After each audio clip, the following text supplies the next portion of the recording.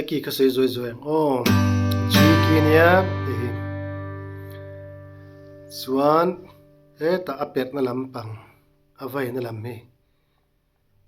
ku zum pui hian ta a hrui rup na le a hrui nga na le a hrui thum na ti hian a control ang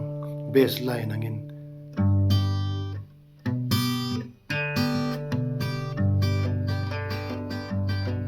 hian a control dawn ai chuan a hnuai lam pathum ka hei ku chung chal le ku chung lai le ku chung u kan tiami ngora mingi ka sai dik lo mai ti ka kutang hei hian control tur ni pokani hei ta hei hian a hnuai ber alai hian a dot hei hian chung chuan ku chung pui hian a hrui pathum hi control tur ni guitar khatia ka per da na control dan ani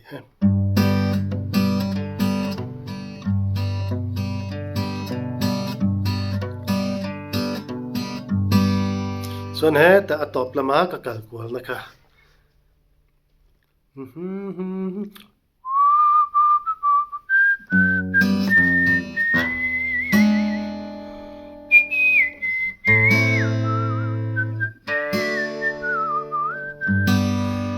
ta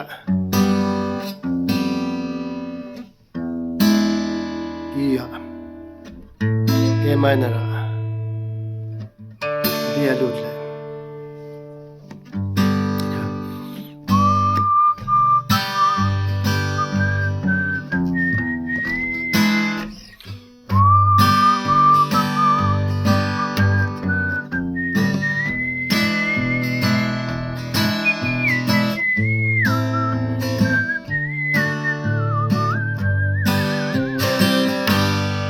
khati zop po khana kot kha kalkual thei ti thu kan non so na ani apa ngai pana kal thei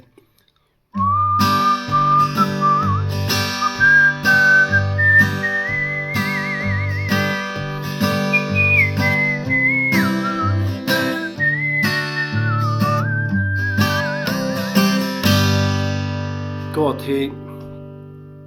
apa ngai omatle mahan kalkuala danglam dewa timoi sot thi om poka kha chu kan du thlan na ne ro se